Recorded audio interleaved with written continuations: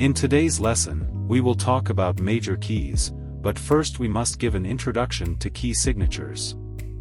In writing scales so far, we have added an accidental next to any note that needed it.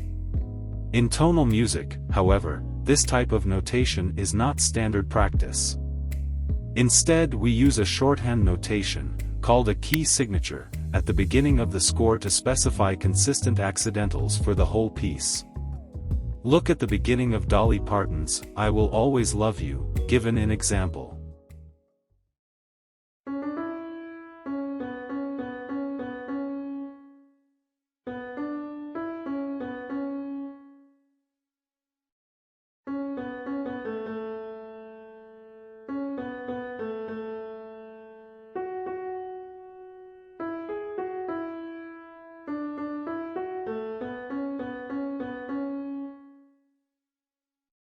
This song is in A major, whose scale includes 3 sharps, yet not a single accidental is notated next to any pitch.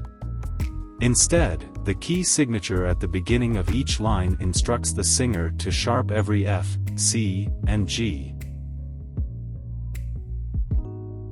A key signature shows which pitches are to be sharped or flatted consistently throughout a work.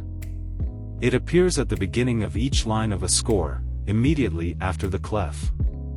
The meter signature, in contrast, is written only once at the beginning of the score, after the key signature, for most of the music we will study.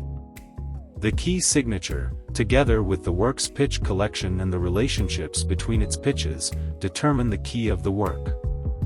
To say that a piece of music is in a key, for example, a major, means that its pitches are drawn primarily from a single scale, a major, and that the pitches have predictable relationships of stability and instability.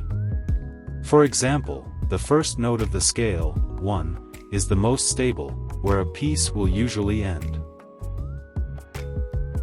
This figure presents all the major key signatures.